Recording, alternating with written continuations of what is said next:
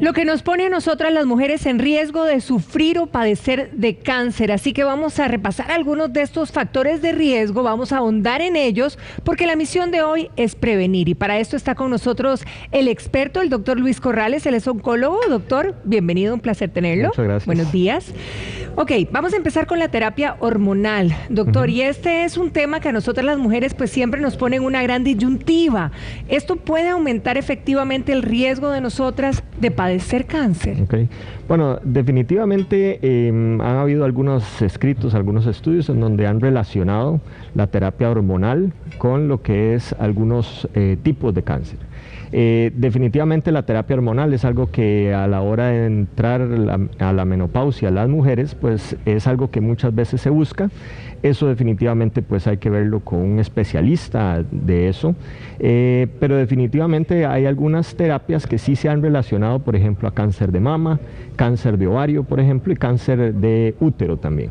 Ahora, si la mujer ya ha padecido algún tipo de cáncer y está frente a la disyuntiva, otra vez vuelvo a repetir, de una terapia hormonal, en este caso, ¿habría que eliminarla? ¿No sería una opción o todavía cabe la posibilidad? Definitivamente el hecho de haber padecido ya cáncer y alguno de estos cáncer que mencioné, sí se vuelve pues algo que tenemos que conversar, tenemos que hablar, y generalmente uno busca otro tipo de alternativas a la hora para tratar de disminuir los síntomas de la menopausia, pues que al final son los que muchas veces lleva a lo que es la mujer a la terapia hormonal.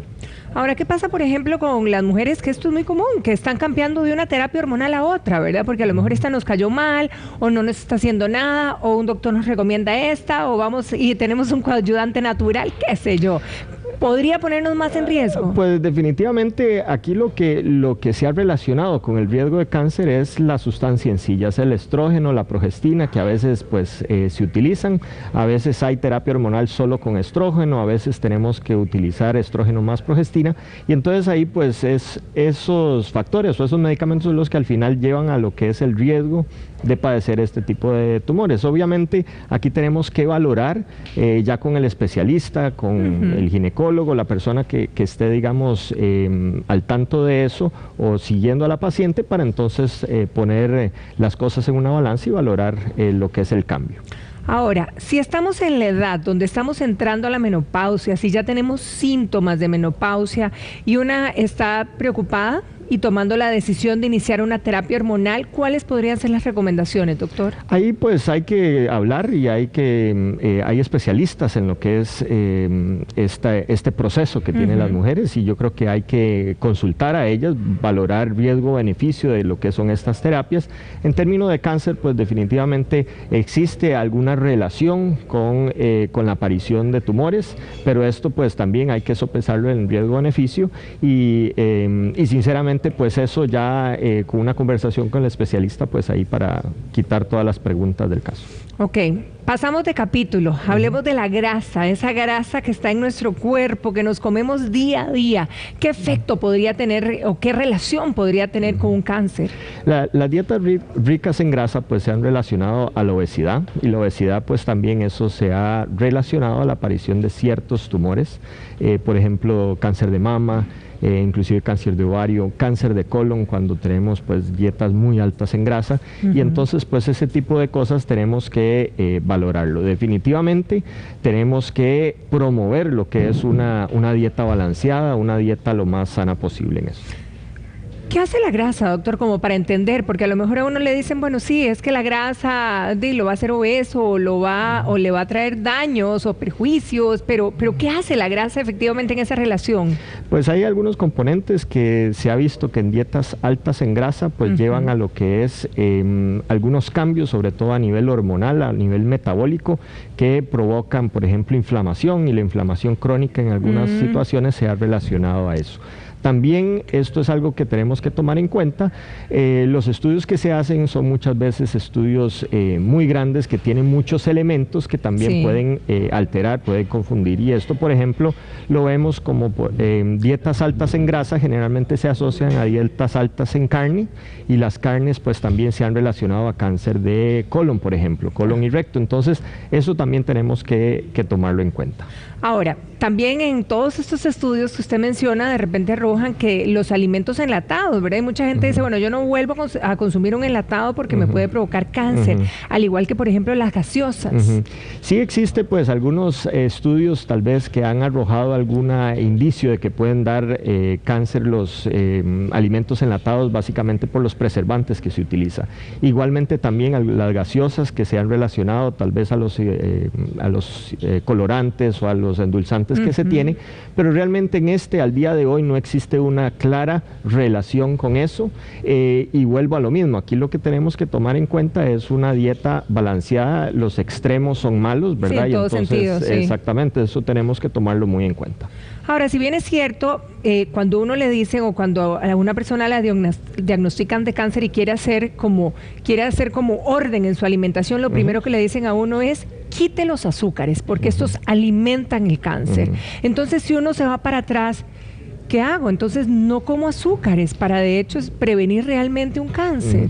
Realmente pues tenemos que tomar en cuenta que las células malignas son células en general de un cuerpo, ¿verdad? Y cualquier cuerpo necesita glucosa para subsistir, ¿verdad? Entonces recordemos que todas las células se van a alimentar de glucosa.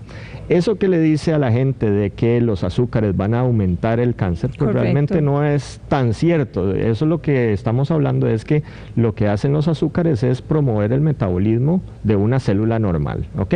Al final lo que buscamos nosotros es una dieta balanceada, una dieta adecuada, que no vaya a los extremos, ¿verdad? Pero eso tampoco quiere decir que el paciente que tiene un cáncer o que está en un tratamiento con quimioterapia, por ejemplo, no vaya a poder consumir nada de azúcares, porque también eso no es así. Entonces tenemos que tomar en cuenta la importancia de una dieta balanceada en esto. En ese caso, por ejemplo, los sustitutos funcionan igual con respecto al cáncer o a las células malas. Lo que pasa es que desde el punto de vista de sustitutos también ha habido mucho de qué hablar con eso. Todavía no existe una clara relación a lo que es la aparición de el cáncer con estos sustitutos, ejemplo el aspartame, pero definitivamente aquí lo que necesitamos es tener un metabolismo adecuado, una dieta adecuada para entonces, y tampoco a los extremos, ¿verdad? No es que vamos a eliminar completamente los azúcares, porque necesitamos pues lo que es regular el metabolismo normal de nosotros. Ahora, algo que tenemos en nuestra dieta cotidiana, uno es más frecuente que otros, son las fritangas, ¿verdad? Y esas frituras con aceite, con mucha grasa, pues esto también debería de regularse, ¿no? A pesar de que friamos a veces con cosas que son más saludables que otras. Sí, definitivamente lo que es frituras, pues es un aumento de lo que son las grasas, generalmente las grasas saturadas, que al final pues eso son las que se han relacionado más a lo que es problemas de salud. Entonces, nuevamente, ¿verdad? Esto es algo que uno no debería, digamos, acostumbrarse a comer, básicamente por eso, porque estamos aumentando lo que es la ingesta de grasas, la ingesta de comida no sana, y entonces eso, pues, por supuesto, nos lleva a pensar que a la hora de no tener una dieta sana, un estilo de vida no sano, pues eso sí nos ha relacionado a la aparición de cáncer. Ahora, doctor, otro capítulo también es, y siempre invitamos aquí en el programa, ¿verdad?, a mover el esqueleto, y así lo decimos siempre, y entonces se habla también de que mucha gente que ha sido sedentaria, que realmente no se ha ejercitado a lo largo de la vida, esto le podría cobrar la factura con tumores malignos, a pesar de que pueda ser delgado, a pesar que uno dijera, bueno, es una persona medio saludable. Sí, no, definitivamente el ejercicio ayuda.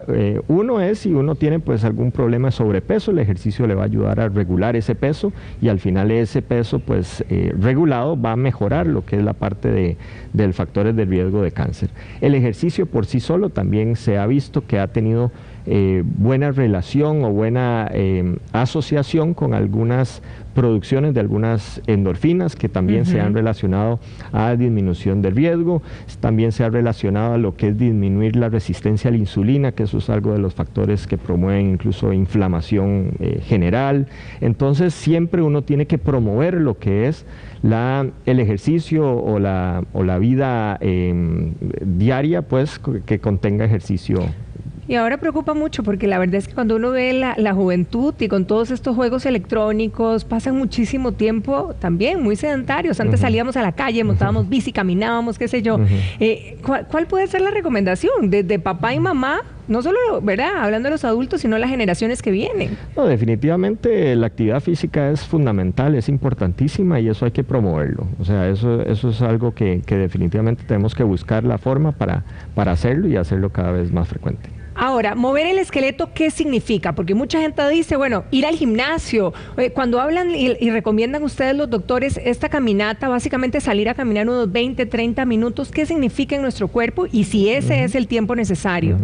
Hay diferentes recomendaciones de las que se han hablado para lo que es mejorar la condición física o mejorar lo que es el riesgo de padecer de cáncer.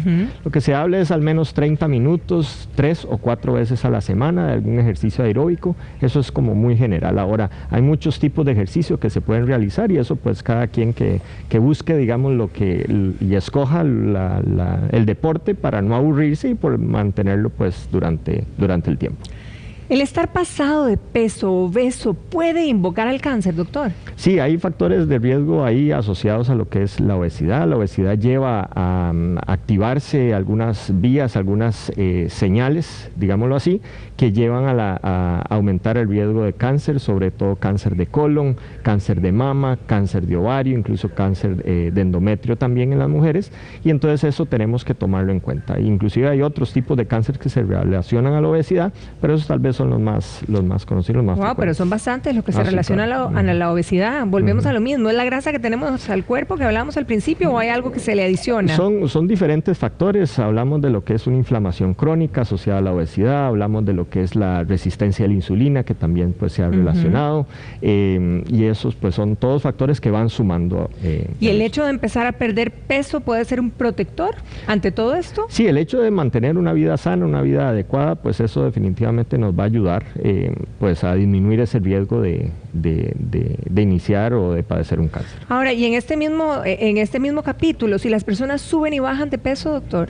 La idea es que se mantenga pues un metabolismo lo más adecuado posible. Eso que subir y bajar de peso generalmente pues no se relaciona con un metabolismo adecuado, un metabolismo pues digamos de llevarlo lo más de la forma más adecuada posible. Entonces definitivamente aquí tenemos que mantener un estilo de vida desde el punto de vista de dieta, de ejercicio, para entonces así pues mantener el mejor estilo de vida para reducir lo que es el cáncer. Si tenemos el ejercicio claro, pero le sumamos que la dieta también es imprescindible y muy importante por lo que hemos visto, ¿cuál podría ser el ABC, digamos, de una alimentación protectora? O sea, no, al final lo que es una dieta balanceada, una dieta adecuada, baja en grasas, adecuada en azúcares, adecuada en lo que es proteínas y definitivamente alta en fibra, que eso también nos ha visto que nos protege incluso de algunos tipos de tumores como lo que es el cáncer colorectal. Doctor, algo que se ha popularizado lastimosamente en todas nosotras las mujeres, ¿verdad?, es el papiloma. ¿Y por qué realmente nos ataca tanto el cáncer de cérvix? El papiloma pues es una infección bueno, es un virus que da una infección, sobre todo a nivel de cérvix. Hay algunos tipos de papiloma, de virus del papiloma, que se han relacionado aún más a cáncer de cérvix, y entonces pues es algo que tenemos que tomar en cuenta, tenemos que educar y pues definitivamente tomar las medidas necesarias cuando ya la mujer empieza a tener un control para la prevención y la detección temprana de lo que es el cáncer de cérvix. Ahora, ¿cuánto tiempo, como para poder entender y tener claro el panorama, ¿verdad? ¿En cuánto tiempo que a mí me dé el virus del papiloma yo eventualmente podría tener un cáncer? Eso es muy relativo y eso... ¿Ataca diferente? Puede cambiar y va a variar incluso el tipo de virus del papiloma. Hay diferentes serotipos, digámoslo así, y esos serotipos incluso pueden variar en el proceso de formar el cáncer. Lo que hace el papiloma es que produce inflamación, produce infección, y entonces ese tipo de infecciones va a generar algunos cambios a nivel de lo que es las células del cérvix, y eso al final en algunas mujeres les va a dar cáncer y en otras simplemente no les da. Y por eso es la importancia de lo que es el tamizaje en cáncer de cérvix a edad temprana. Un promedio de en cuanto, yo sé que depende de caso a caso, pero un promedio de tiempo en que nos pueda atacar realmente y convertirse, porque mucha gente pregunta y mucha gente no sabe inclusive porque a lo mejor no se hacen los chequeos anuales. Pues sí, en términos generales, sí. Generalmente lo que tarda son años incluso en desarrollar, desde el momento de la infección, ¿verdad? Aquí tenemos que tomar en cuenta en qué momento fue la infección, que muchas veces es muy difícil de detectar, y por eso es este vacío que tenemos en cuánto tiempo pues puede llegar a dar, pero sí, generalmente se habla de un tiempo largo de años en donde se va a desarrollar. Generalmente empieza con lesiones premalignas y después pues ya cada vez el tumor va creciendo o las células van cambiando y cada vez hay mayor invasión. Entonces por eso es la importancia de lo que es el tratamiento, el screening o el tamizaje en cáncer de cervix. Ahora, doctor, ¿hay mujeres más vulnerables que otras? Porque por ahí muchas se preguntan, bueno, todas al estar en contacto con alguien que tiene el virus, ¿nos vamos a enfermar o habrán algunas que no se contagien? Pues ahí hay muchos factores que pueden influir en eso, y estos pues son factores muy individuales, ¿verdad? Y entonces nuevamente aquí es buscar y ver la parte del tamizaje, porque al final aquí pues puede haber mucha prevalencia del virus, ¿verdad? Pero sinceramente el hecho de que haya la prevalencia, que haya o que se desarrolle el cáncer, pues puede tomar tiempo, puede ser muy variable entre las mujeres, y por eso nuevamente insistir en lo que es el tamizaje, el Papa Nicolau en este caso, para lo que es el cáncer de cervix. Queda claro que con el Papa Nicolau entonces me doy cuenta que tengo el virus del papiloma. El Papa Nicolau lo que va a hacer es una examinación a nivel de lo que es el epitelio del cervix. Hay algunos otros estudios que se hacen para evaluar y ver si existe o no el papiloma, que eso ya pues sería consultarlo con la persona que hace le hace a las mujeres el Papa Nicolau, cada quien pues para que entonces tenga un poquito más de información al respecto, y a veces pues se puede realizar este tipo de estudios. Doctor, ahora, otro de los cánceres también comunes entre nosotras las mujeres es el cáncer de mama. ¿Hay factores específicos que puedan llevarnos a contraerlo? Sí, bueno, se habla de lo que es obesidad, lo que es el sedentarismo, también, lo que es la parte de fumado, se ha relacionado. En términos de factores externos, la utilización de algunos terapias de reemplazo hormonal en algunos casos también se ha relacionado con la aparición de este tumor. Sobre todo a veces lo que más se relaciona son periodos de exposición, digamos de mayor exposición a lo que es estrógenos, y entonces eso también se ha visto. ¿Hormonal va directa relacionada? La terapia hormonal en algunos casos sí se ha relacionado. Recordemos que no todos los cánceres de mama son hormonales, o sea, hay unos tipos de cáncer de mama que no se relacionan o no se relacionan a hormonas, y esto también tenemos que tomarlo en cuenta. Pero definitivamente volvemos a lo mismo. Aquí tenemos que buscar una vida lo más adecuada posible en términos de dieta, ejercicio y factores de riesgos externos como lo que es el fumado.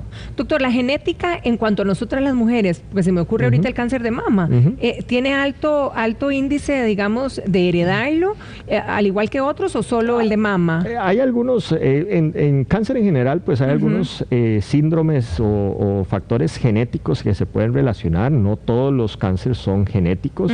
En cáncer de mama, pues se ha estudiado un poquito más algunas relaciones, algunas mutaciones específicas relacionadas a lo que es la aparición, pero no significa que todas las mujeres tienen un factor genético que les va a dar a la familia pues un cáncer de mama. Esto ya se tiene que estudiar, se tiene que evaluar con cada caso, y si hay una paciente que viene con cáncer de mama que ha tenido algunos antecedentes o factores de riesgo relacionados, pues aquí tenemos que plantear la posibilidad de valorar, ya sea una consejería genética o alguien que se dedique a lo que es la parte de genética, para valorar si es una paciente que requiere o no un estudio adicional en esto. Doctor, se generan muchas preguntas en nuestras amigas allá en casa, y una es, por ejemplo, quedar embarazada a los 40 y pico, digamos. ¿Puede esto de alguna manera hacerme quedar vulnerable a padecer de cáncer? Realmente, pues el hecho de la exposición hormonal o estrogénica es lo que va a estar relacionado, y esto pues ahí es muy variable, digamos. Hay pacientes pacientes que tienen inicio de las menstruaciones muy temprano, ¿verdad? Eso le iba a preguntar también, que es una duda de nuestros televidentes, si el inicio temprano también tiene relación o impacto. Exacto, porque se ha relacionado a mayor exposición estrogénica, digámoslo así, porque ya los ovarios empiezan a producir más estrógeno. También una menopausia tardía se ha relacionado porque los ovarios continúan produciendo estrógeno ya a una edad pues mayor. Incluso la parte de lactancia, las pacientes que dan lactancia tienen una supresión durante la lactancia, y eso también pues se ha considerado siempre como un factor que más bien protege a las pacientes de eso, ¿verdad? Ahora, doctor, otra consulta. El talco, que era tan famoso, ¿verdad? Antiguamente, yo no sé, hay mucha gente que ha descartado el talco en las zonas genitales, pero otras mujeres todavía lo siguen aplicando. ¿Esto tiene relación con respecto a poder padecer de un cáncer? Realmente anteriormente se utilizaban algunas sustancias en el talco que sí podían dar inflamación. ¿Okay? Ahorita pues ya eso se ha controlado muchísimo, y entonces cada vez son más inertes, digámoslo así, que no van a dar algún grado de inflamación. Obviamente aquí nuevamente los excesos son malos, ¿verdad? Sí. Y eso pues obviamente puede... Pero el talquito era tan rico, ¿verdad? puede afectar en eso, pero lo que al final sucede es una inflamación, y la inflamación crónica pues sí se ha relacionado a la aparición de algunos tumores. Sí, es que cuando hablamos de inflamación va directo, ¿verdad? Por todo lo que usted ha dicho. Ahora, los dispositivos intrauterinos, esa es otra pregunta también de nuestras televidentes, si al final tienen relación, si al final pueden exponernos. Eso realmente no se ha visto como una relación a lo que es la aparición del cáncer. ¿Pastillas anticonceptivas, doctor? ¿Por largo tiempo? Antes se utilizaban pues pastillas que tenían altos niveles, digamos, de hormonas. Ya eso pues cada vez se ha venido controlando, cada vez eso se ha venido regulando. Ahora pues eso se vuelve casi como un factor de muy muy bajo riesgo que produzca cáncer, y realmente pues aquí es utilizarlo bajo una correcta administración de acuerdo al especialista del caso, ¿no? Otra duda, doctor, es mujeres que han sido irradiadas por alguna situación médica, no necesariamente de cáncer, sino que más bien están preocupadas de que esa radiación pueda eventualmente dañarlas, no sé, a lo mejor preocupadas por las mamas, por ejemplo. Definitivamente la radiación se ha relacionado a cáncer. Esto es algo que sí es un factor muy bien descrito que se relaciona, y eso pues va a depender de la zona irradiada muchas veces, ¿verdad? Entonces eso pues obviamente tenemos que tener un mejor control de eso, ¿verdad? Bien. Otra situación que para algunas podría ser una maravilla, ¿verdad? Que la menopausia les venga, no sé, 55 años y todavía no haya dejado de arreglar, que por un lado puede ser muy positivo, pero por otro también se preguntan, ¿esto podría exponernos a ser vulnerables a un cáncer? ¿Hay relación? La parte de la exposición a estrógeno, entonces entre mayor... Volvemos a lo mismo, de antes y... Exactamente, entonces entre mayor haya, digamos, la menopausia, sea mayor edad, pues mayor exposición a estrógeno, y aquellos tumores que se relacionan a unos niveles altos de estrógeno, pues eso podría, digamos, relacionarlos.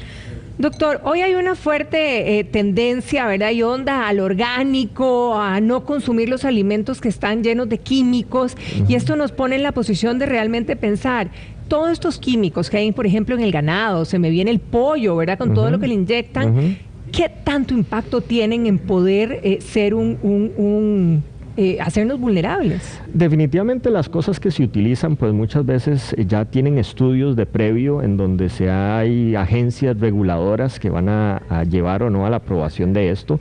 Pues sí sabemos que hay algunas sustancias que sí pueden ser factores de riesgo relacionados, pero a la hora de utilizarse pues eso tenemos que tomarlo en cuenta. Nuevamente, excesos son malos y tenemos que valorar qué tanto, ¿verdad?, estamos recibiendo o no este tipo, digamos, de sustancias, lavar las cosas después, antes de consumirlas, y este tipo de cosas pues tenemos que tomarlas en cuenta a la hora de consumir alimentos, ¿verdad? De repente uno se pone preocupado, ¿verdad? Sobre todo donde hay un cáncer cerca, y entonces uno dice, y cuando habla de químicos, hay muchas mujeres que ahora, y hombres también, que son amantes de las huertas, de tener mi huertita en casa, o vaya, los que tienen grandes sembríos y están expuestos a químicos. ¿Hay que protegerse o digamos los caseros uno no está realmente expuesto? Pues depende de lo que se vaya a utilizar y depende de la sustancia. Siempre hay que conocer lo que uno vaya a utilizar para eso, digamos, hay cosas específicas que uno puede leer al respecto de lo que uno está, digamos, adicionando o no, y esto pues obviamente tenemos que considerarlo. Nuevamente, pues hay muchas agencias que regulan este tipo de sustancias, ¿verdad? Sí, sí. Y que esto pues obviamente va a tener una diferenciación, ¿verdad?, en saber si es algo que puede ser relacionado al cáncer o no, y así pues hay que manejarse. Doctor, usted ya lo comentó, pero lo están volviendo a preguntar allá en el público y me encantaría que él se extendiera. ¿La lactancia nos protege verdaderamente del cáncer? Y si es una lactancia prolongada, más aún. La lactancia, cuando se utiliza, cuando se da la madre al hijo, lo que hace es suprimir lo que es la producción de estrógenos se da durante la lactancia. Entonces, a la hora de suprimir esta producción de estrógenos a nivel del ovario, pues entonces reduce lo que es estos niveles, y entonces aquellos tumores relacionados a lo que es alta exposición a estrógeno, pues tienden a reducirse, ¿verdad? Son estudios retrospectivos, son estudios que tienen muchos factores, ¿verdad?, asociados, pero siempre se ha considerado la lactancia como un factor de protector, sobre todo la parte de cáncer de mama y cáncer de ovario. Y si seguimos ahí en ese cáncer de mama, doctor, cuando vemos a mujeres adultas, ¿verdad? Estamos hablando de mujeres que sobrepasan los 50, 55, 60 años, y uno ve muchas mujeres padeciendo de un cáncer de mama, y uno dice, ¿qué pasa? ¿Por qué en esa edad? ¿Por qué son vulnerables en esa etapa? Pues son factores de riesgo, ¿verdad?, que ya que por se edad, sumaron a lo largo de la vida. Se van sumando, exactamente, y recordemos que los cánceres de mama son muy variables, o sea, no todos los cánceres de mama son iguales, y tenemos que considerar ya cuando veamos a un paciente, pues qué tipo de tumor es, para valorar si hay algún factor o no de riesgo relacionado. Pero muchas veces, lamentablemente, no logramos identificar factores de riesgo porque ha habido tanta exposición durante toda la vida que no tenemos, digamos, claro eso. Algo que tal vez sea lo más frecuente, lo que más se ha considerado, es el fumado, que el fumado es algo que definitivamente... Eso ya debería estar descartado en toda la población, ¿verdad, doctor? Ojalá. Es decir, ya no se vale fumar. Ahora, cuando hablamos de anemia perniciosa, que es la pregunta de otra de nuestras televidentes, que si ella ha padecido de anemia perniciosa, ¿está expuesta a un cáncer de estómago, de colon o en alguna zona de estas? Realmente, pues una relación directa entre una anemia perniciosa y cáncer de gástrico, pues eso no se ha tenido, ¿verdad? Es algo que no, digamos, una relación francamente con eso. Otra duda o una cosa que surge, ¿verdad? Cuando alguna de nosotras las mujeres hemos padecido de algún tipo de cáncer, sobre todo si hablamos de los nuestros, ¿verdad? Que senos, cervix y así podría dar un montón, enumerar todos los que podrían ser. ¿Cuán frecuente es que yo vuelva a padecer? Siempre es necesario el control, porque la mujer o el hombre inclusive que ha padecido algún cáncer tiene un riesgo de que el mismo tumor le vuelva, ¿verdad? Y entonces eso es algo que nosotros tenemos que considerar a la hora de darle el seguimiento a los pacientes. Y necesariamente, y ahí no hay diferenciación de que pueda ser en el mismo órgano, en el mismo lugar, o puede ser en otro órgano. Podemos tener pacientes que les vuelve el mismo tumor que tuvieron, podemos tener pacientes que les vuelve un nuevo tumor, qué sé yo, tuvieron un cáncer de mama, la mama derecha, y después ahora tienen un cáncer nuevo en la mama izquierda, que es inclusive diferente.